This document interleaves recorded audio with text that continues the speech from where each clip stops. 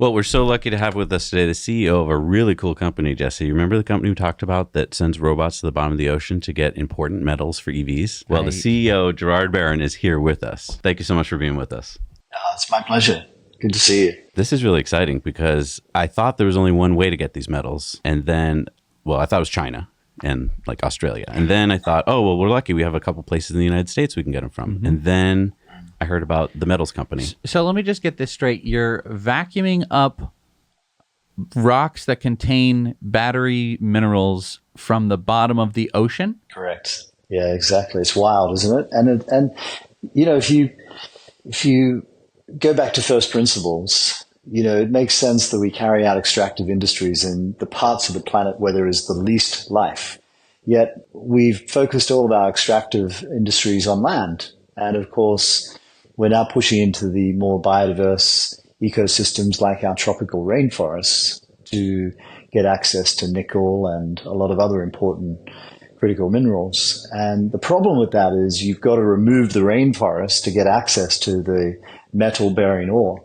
And so if we think about the planet, 70% of it is ocean. And the one deposit that the metals company is focused on is in the Pacific Ocean, about 1,000 miles off the coast of Mexico. And 70% of the known reserves of nickel, of cobalt, and manganese are in this one concentrated deposit. And they form like this rock in my hand. They literally grow. They precipitate the metals that are in the seawater or the sediment. And they just lie unattached on the ocean floor. So, you know, we often get referred to as a mining company, but actually we don't go mining. We just go picking up rocks and then we move them to shore and we process them in a conventional way to produce battery metals. So, they're a picking up rock company. So there's rocks on the bottom of the ocean. How deep are we talking about here? We're talking 4,200 meters. Oh crap! I was going to say we could just go get them. But so that 4 kilometers. That's how much is that in miles? That's about 2.5 miles. Oh, so 2.5 miles down in the ocean, there are rocks at the bottom of the ocean that contain battery minerals. But I already gave up when I heard that number. How do you do it? Well, you know, they solved some of the technical issues when the industry almost got started in the 1970s. And we do it the same way, just a whole lot more reliably. And we put a robot on the seafloor. We have a production vessel that floats on top. And it's a little bit like harvesting a paddock of wheat. The production vessel just moves along slowly. It's connected to with a big riser, which is our vertical transport system, and an umbilical cord to an electric robot. And the robot just crawls along the seafloor, picking up these rocks as it goes. And, you know, they're big, long runs. You know, some of our early runs will be 75 miles long before you turn around and come back. And so it's a big, flat marine ecosystem down there. So when you say robot, how big are we talking? And is this like an Optimus putting in a basket kind of thing? Yeah, like, what is it? It actually, well, you know, our job was to find the most efficient way to pick up these rocks at industrial scale, but with the lightest impact. And so what we use is an engineering principle known as the Coanda effect. And what we do is we fire a jet of water at these nodules, which creates an inverse pressure. And so we actually lift the nodules. So we don't go down and scour the seafloor. Because they sit on the surface and they're unattached, when we fire this jet of water, it means that we pick them up with the greatest efficiency and the lightest impact. And, you know, I think that will only become more and more efficient. We then separate out the sediment and leave the majority of it behind. And then we pump the nodules up to the production vessel using water as the transport mechanism. And so, you know, this is a two-dimensional resource. So it's really quite unique because normally on land, you have to imagine what's underground. And you do that by drilling hundreds and then thousands of holes. Whereas for us, we take pictures of it, we survey it, and we send, you know, smart technology down there that flies along the seafloor, taking imagery. And then we are able to use that imagery to estimate how much we have. And we know that on 2 of our license areas, we have 1.6 billion tons of these rocks. And that's enough to electrify the entire USA light passenger fleet if you are using a 811 chemistry for, say, a 75 kilowatt battery. So it's a really big resource. Okay, so you have a giant Roomba at the bottom of the ocean with a tube going up to a ship, and you're pumping seawater and rocks up into the ship, and then these rocks contain. So okay, so there. Hang on. So there are these rocks at the bottom of the ocean, and like what? So this is crazy. Okay, so normally with mining, right? There's like. I've played Minecraft before, so I know what mining is like. There's a 3-dimensional, deposit of something, and you go in there and you mine it and you get the ore from it, and then you would refine it from there, because the ore is going to be somewhere between 2% if you're lucky, and it goes down from there. And you have to remove all of that stuff. And, I think that a lot of us think that you can just dig a mine shaft and then mine stuff out. But a lot of times you're digging from the top down. So you're just digging a giant hole in the earth, and whatever was on the surface is out of there. But in this case, like what you're talking about, it's all just sitting there. You don't have to go down or anything. It's just sitting on the seafloor, just these little rocks, and you just come and you sweep them up. How good are these nuggets, by the way? Right. What's in them? Well, they have high grades of nickel and copper and cobalt and manganese. And the amazing thing is that 100% of this nodule in my hand, we turn into saleable material. So what you were just describing in land-based mining, where you're looking for, say, 1%. Let's use copper. Last year, the average grade of copper that was mined was about 0.6 of 1%. Now, that means the other 99% is waste, and you've got to do something with it. And that's expensive, and it often leads to heavy environmental damage as well. And of course, we have no overburden, so we don't have to remove anything to go down and pick them up. We just glide through the water. And people often say, boy, that must be complex, right? But, our partners have worked in the deep ocean for decades in a variety of industries, whether it's laying pipe for the oil and gas industry or installing these platforms or deinstalling them. And so, the expertise that's available around this new industry is really very extensive now. But the benefits of this resource, the fact that we don't have to move any people, and people don't think enough about what are the impacts of land-based mining. But if you look at mining, it has an enormous impact on indigenous communities. There are people that live amongst these ecosystems, and they don't want to drive an electric car. They just want to get on and live their life. But their livelihoods are being impacted by the encroachment of mining, because the miners are just coming in to claim areas, and that's just the beginning of the impacts. Then there's all the processing problems that are generated when you are trying to turn land-based ores into those battery metals.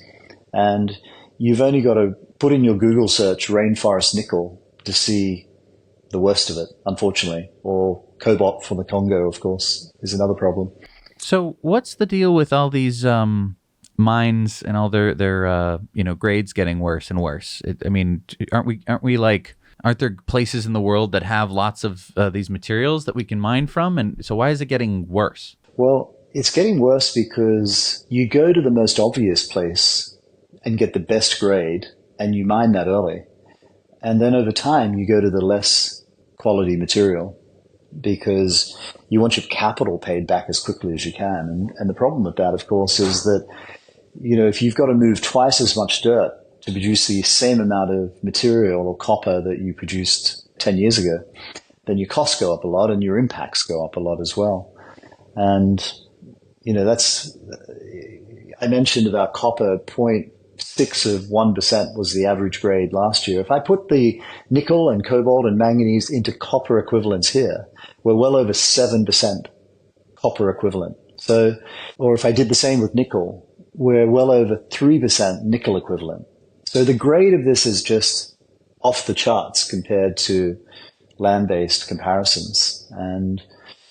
And so we think it's the best use case. And, I get the amazement. It's like, what? These rocks are just sat here? And, the story is great because they were discovered way back in the 1870s by the British, who wanted to know what was on the bottom of the seafloor. So Luckily, the steam piston had been invented, so they sailed around the world on the HMS Challenger for 4 years with a basket on a rope off the back, like a dredge. And they were coming back from Tokyo, or from Japan, heading back towards the west coast of America, and they came across this big patch where there were just these rocks everywhere. It's about 4,000 kilometers wide and 1,500 kilometers high. Wait, I want this patch. Like, can we get some rights to this patch? But where did it come from? I'm just saying, like, did God come down and say, I'm going to put some nickel here? Like, what happened to make this exist? This is Mother Nature at her best, right? Because if you think about most ores, they form through volcanogenic activity, or in the case of laterites, through wet leaching over many millions of years.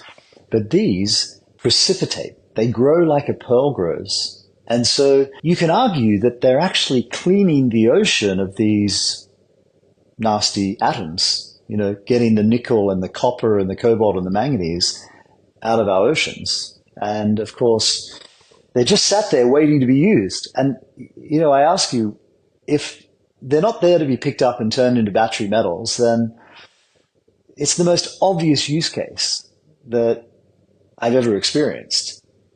And the reason why now is such an exciting time is because from all that time way back in the 1870s when they discovered them, and then in the 1970s when they started to collect them, and there were big names like Lockheed Martin and BP and Shell and Mitsubishi involved, but the world had not agreed who owned the oceans back then, so the United Nations stopped them.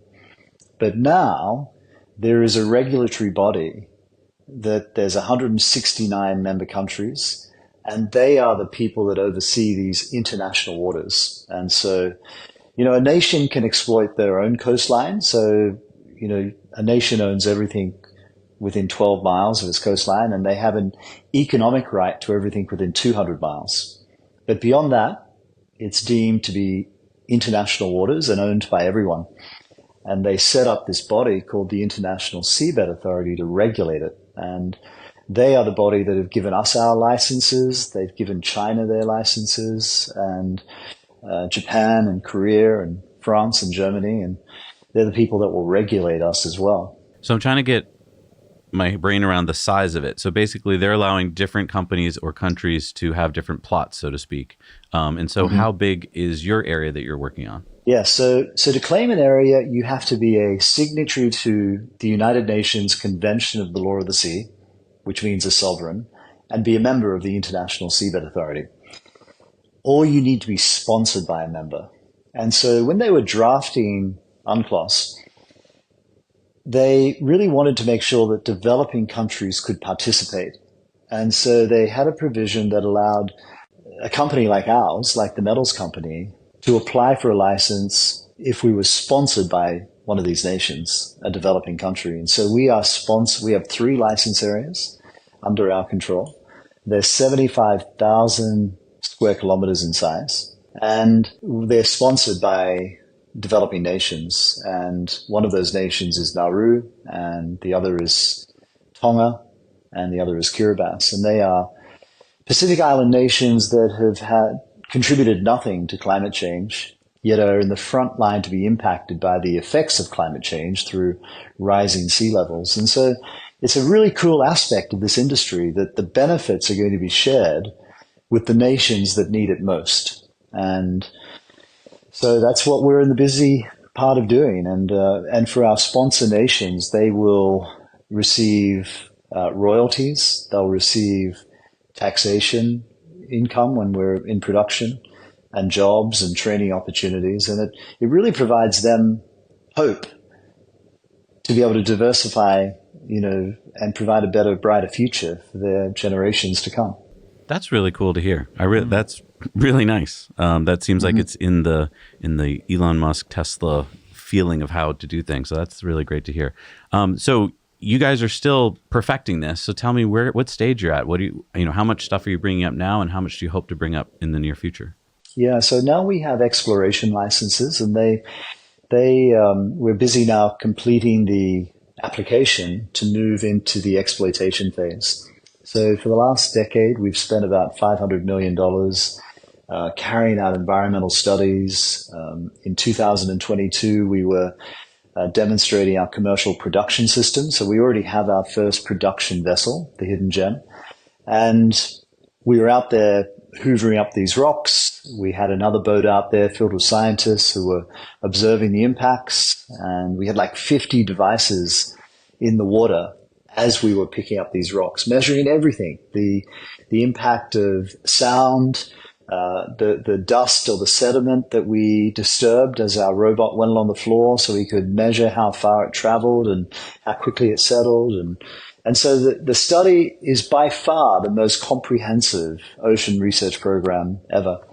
And we're getting ready to lodge that application with the regulator, and that will then provide us, once approved, with the permission to go and move into commercial production. But, this resource offers so many advantages. And one of them is that we were able to buy, with our partner, Allseas, a former drill ship from the oil and gas industry. It was a $700 million boat in 2011, and Allseas bought it for less than $50 million. And so that was converted into our first production ship. But when we moved them to shore, one of the things I love most about, this resource is that it's mobile. So normally you have to build everything around where your land-based resource is.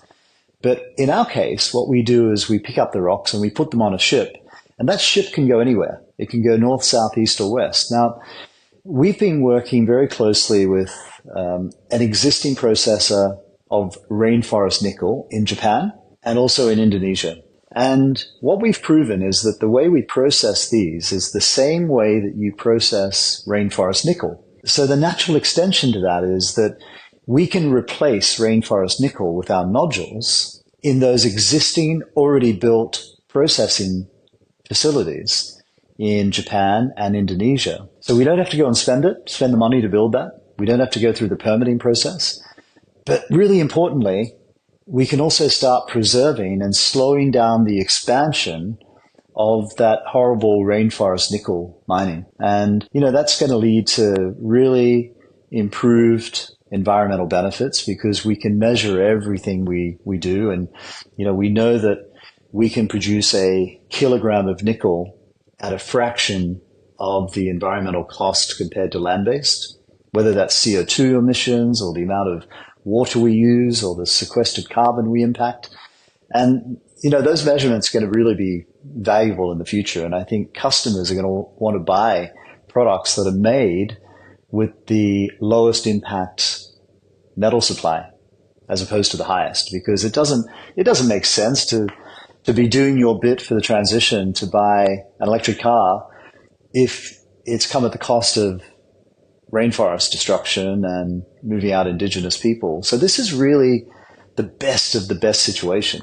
And so we're working very closely with a variety of companies in Indonesia, and as we are with this company in Japan.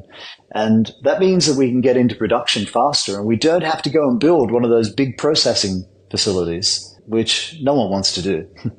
Okay, but you're talking about how we can preserve the rainforest, but I'm no oceanographer or anything, but I've seen Finding Nemo, and I mean there are fish down there, and they're swimming around. I mean, it's the ocean and after all, too. And of course they talk and they're adorable. So I mean, aren't we going to be ripping up like coral reefs and disrupting wildlife? I mean, it's the ocean. There's got to be lots of life down there along with all these rocks, and you must be disturbing it. Well, there is life down there. There's just not much life down there. And, it's important to think where we are. We're 4,000 plus meters below sea level. And the reason why there's not much life down there is because there's not much food down there. It all gets eaten on the way down through the water column. And in fact, if you measure the amount of life as biomass, which is a very rudimentary measurement of living matter, there's about 10 grams of biomass per square meter. And most of that, like plus 80%, is bacteria living in the sediment. And so if I go back to that first principle idea that it makes sense to carry out extractive industries in parts of the planet where there is the least life, not the most life, then this is the best place to be carrying out that activity. So it's essentially a desert. I mean, what you're talking about, the area that we're talking about, we don't usually talk about the bottom of the ocean much, but I mean, the areas that have the coral reefs and stuff, they're really, really shallow compared to what we're talking That's about. right. Like we're like, absolutely. For reference to use Finding Nemo, this is like this is deeper than when they see the fish that has the light bulb in front of its mouth. Yeah, exactly. Like that's deeper than this, right? It is. Okay, It is. so we're at the bottom of the ocean. It's extraordinarily dark down there. It's a desert. Right, because I think a lot of people pictured when those trawlers scrape the bottom of the ocean to get fish and like do a lot of damage, but that's very shallow. So there's not a lot of fish down here. There's no dolphins or sea turtles. Like I just want to, because I mean, I think that for all of us, we think that like the ocean is blue and it's just full of dolphins and fish and stuff. And it's about as, I mean, the ocean is, there's more ocean on Earth than there is land, and we know how diverse land can be. And I think that this is an important point to me to have to like explain to myself. This is like nothing I've ever seen before. That this place actually exists is kind of insane.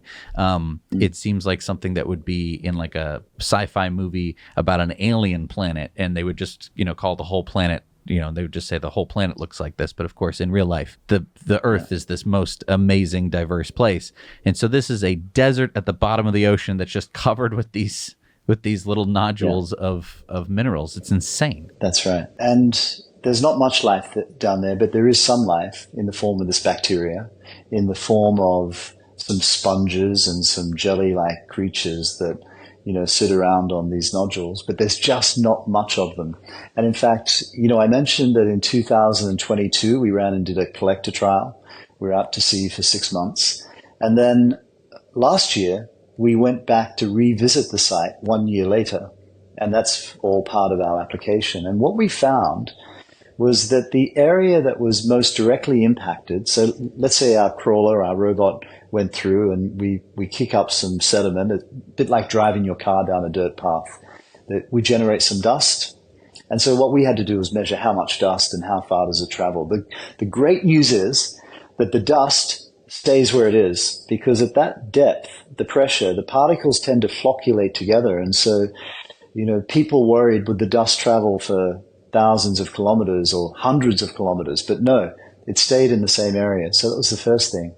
But what we actually found when we went back to the test area was that it had almost returned to normal. Areas that were most directly, like right next to our collector tracks, that had quite a high sedimentation cover, were now free of sediment.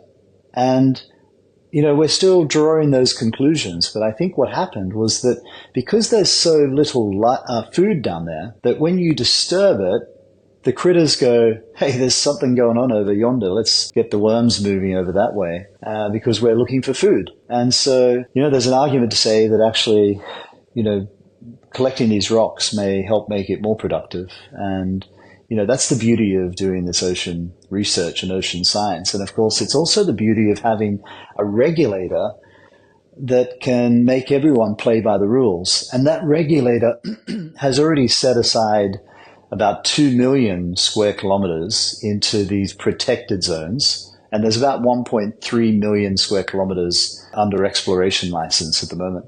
So much more is protected. And, that's the beauty of having a regulator, because we will be held to account, as will the people that follow us. China are moving quite quickly into developing their areas as well. And of course, what everyone wants to see is the marine environment protected, I want to go to battery chemistry for a second here. NMC, for those who watch our show, they probably know what it's: nickel, manganese, cobalt. That's like the preferred battery because it's so energy dense, but it has that awful cobalt in it, right? And it's expensive. As soon as you say cobalt, as soon as you mention cobalt, they go, oh my God, little children in the Africa are picking the cobalt out of the ground. So we go to LFP for a lot of batteries, but that's less energy dense. So now it seems like we get to go back to NMC, probably making cheaper batteries and without any of the negative side effects environmentally, socially. That must be a huge boon for the EV industry because those are the better batteries. That's right. And I spend a lot of time talking to battery cell makers, and they all tell me the same thing. If we could have a reliable, environmentally friendly supply of nickel, then that would always be our preferred chemistry. And I know some of the battery makers are also moving more to sodium-based chemistries, and that will really target that LFP market because they want to use less lithium.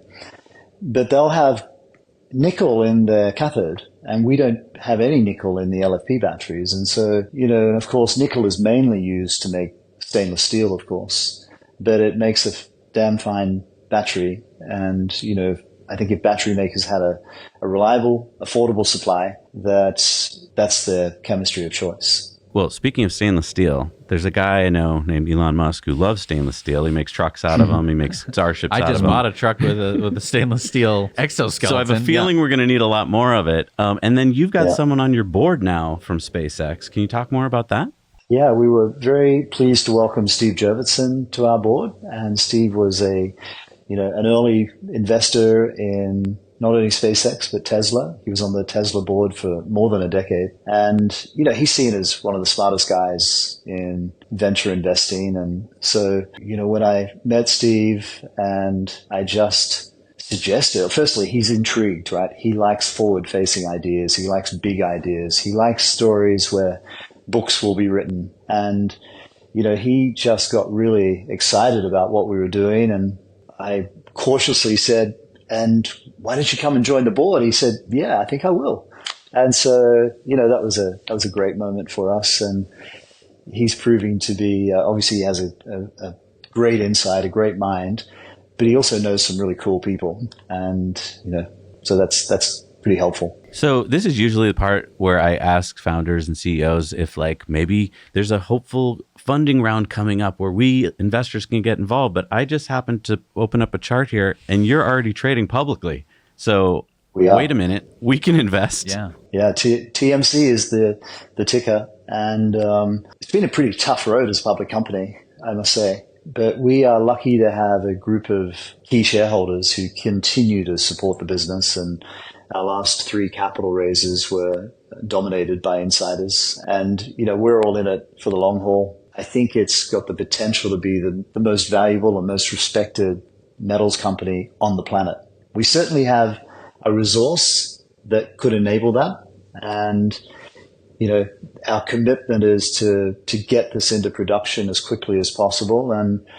And obviously being a public company means people can participate.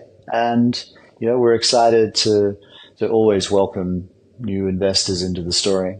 I mean, it's a great way to diversify. We get a lot of investors who say okay, I'm heavily into Tesla. I'd love to be in SpaceX, but I can't. So what else can I do to diversify? And we talk about mining a lot because that is a way to get into the things that are going to go into the future of robots and cars. But then you're just investing in a mine, which is it's hundreds and hundreds of years old technology, basically. Right. It's this old thing. It's not really that innovative. It's like, oh, we found some dirt that has some stuff in it. And you're like, oh, okay, great. So this is really interesting. Well, let me ask, if we were putting you guys into the mining category, I know you're more of the picker-upper of metal things category, but where would you be at? Like junior mines are when 2 guys go out there and hey, we think there's something in the ground. That's a junior mine. And then there's years and years of drilling holes and hoping that things go right. Where are you in that kind of mining thought? Yeah, so we're about to release our final feasibility.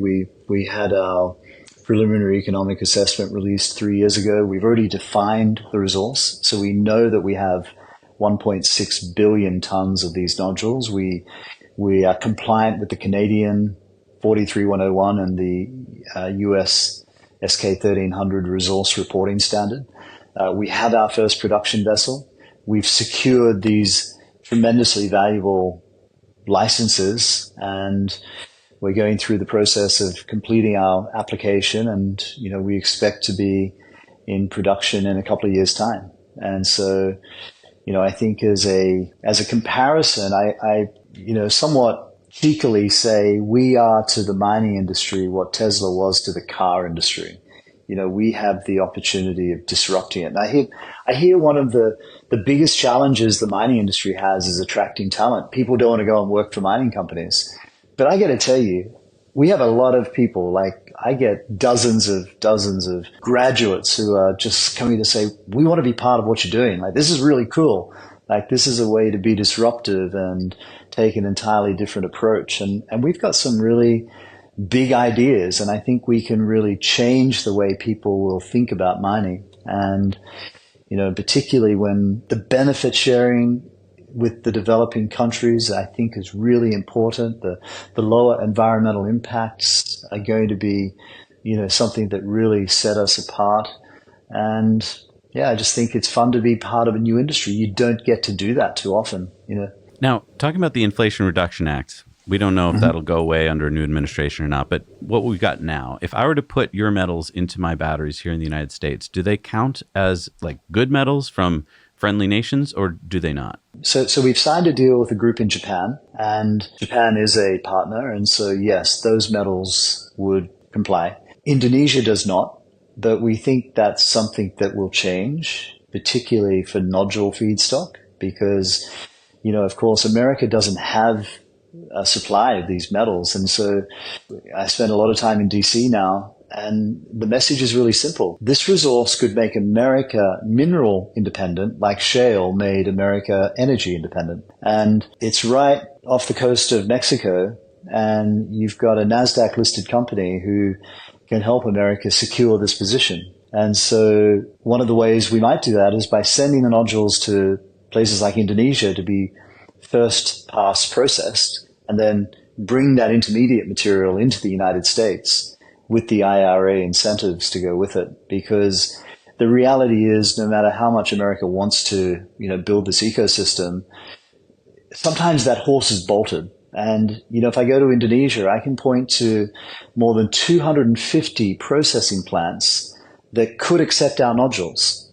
And I can't point to a single one in North America. So you'd have to build it, you'd have to permit it, you'd have to finance it. And that's just hard work. So just, go with the tape. We'll send the nodules to Indonesia and Japan, and then send that intermediate material back into the United States. And of course, as we always say, once it's here, it'll stay here. It'll be recycled for centuries down the track. And so, I think that's the exciting opportunity for this resource for the United States. It's like a long-term strategic resource that, unlike shale, unlike coal, unlike oil, once you mine it, you get to keep it. Yeah. As long Correct. as you keep it in the country, which is just wild to me. I don't think, most people don't understand it. They think that, once you use up the battery, you throw it away. And it's like, no, that's a valuable resource that we can recycle and get most of it back. it's so funny. We've to throw history into this. We've gone from metals used to be very, very important, specifically like gold and silver. You'd have whole empires that would collapse because the emperor had been, paying off all of his enemies to not attack. And then he runs out of gold and he has to debase his currency and stuff like that. It's like, it's kind of this, we're going back. I know it's a bad example to go back to, but I'm just saying, like, it's really interesting that we're now going to be around something that's going to stick around, as opposed to oil, where it's like, we discovered oil over there. Let's go over there. Let's start some wars. Let's do, let's make some army bases. Whatever we got to do to get that stuff. Oh, it's gone. Okay, where else are we going to go? Who else are we going to shoot? And here it could just be like, well, my car is dead. Time to recycle the battery and make a new one. It's so exciting. That's right. Now, let me just ask you, because I think that whenever you're making anything, and especially when you're making kind of the raw materials for stuff, cost is really important.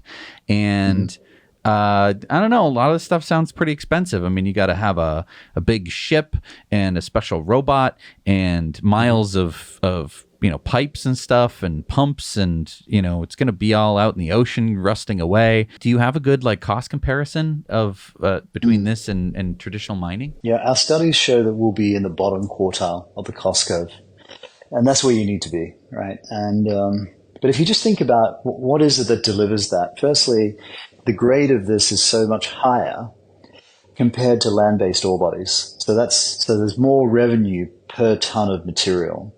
But then, that's where Indonesia has also been really helpful, because I would say, for those who are interested, Indonesia banned the export of their nickel laterite ore in 2015 or 16. So, because it used to all go to China. And so when they banned it, China came to them. And I mentioned there's 250 of these processing plants that could take our nodules.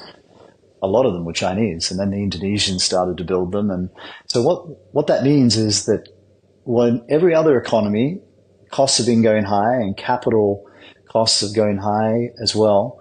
In Indonesia, it's been the opposite. You've got actual costs are going down there. And so that's very advantageous for us because, if I had to process these nodules in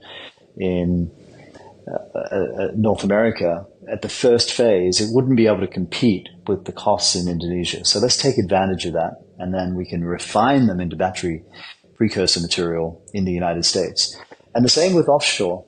We were able to, get a repurposed drill ship for our first production vessel. But actually, when you think about it, water is quite a cheap material to go through. And a lot of people don't appreciate just how complex land-based mines are. Okay? You've got to build, sometimes you can spend years and years just building what's called the shaft to where the metal ore body is. And you have to build all the roads and the rail and the ports and the train lines and places for people to live and the water supplies and everything else. And so we don't have to do that. We convert a boat and we sail it on out there and we're in production 7 days later. And so, there are some, in the early days, of course, there'll be some slightly higher costs. Hopefully that'll be offset by the higher revenue. But as scale comes into it, we think costs will, go down dramatically and it'll be highly profitable. I mean, we can make money at nickel where nickel is. And what you're seeing in the rest of the world is that the nickel producers are all starting to, slow down or be put on ice because they can't compete with Indonesia. But with nickel in the $15,000 mark, we can still make money. So, and being polymetallic is also helpful because we make money out of nickel, we make money out of copper and cobalt and manganese. And so sometimes they're all going in the one direction, but often one's going one way and the other's flat and the other might be down a bit. And so they kind of offset each other very nicely. So it helps with the economics as well. In terms of a land-based mine, are these minerals usually with each other, or is this unique to this ocean resource? Yeah, it's unique because it's like having 3 tier 1 world-class mines all in the one ore body. It's like having a world-class nickel, world-class copper, and a world-class manganese mine. So cobalt tends to be the byproduct for nickel or copper, and so they'll be together. But no, you don't find deposits like this on land. Wow. Gerard, this is so fun talking to you. I can't wait to check back in with you guys in, I don't know, a year or so and see like where you're at. And if people are interested in learning more, where should they go to find out? Yeah, our website is metals.co. And you can find us on Instagram or Twitter, and you'll find a massive resource library there. And yeah, please come along for the journey. Cheer us on. Awesome. Thank you so much. Yeah. Really fun talking to you today. Yeah, likewise. Thanks for your time.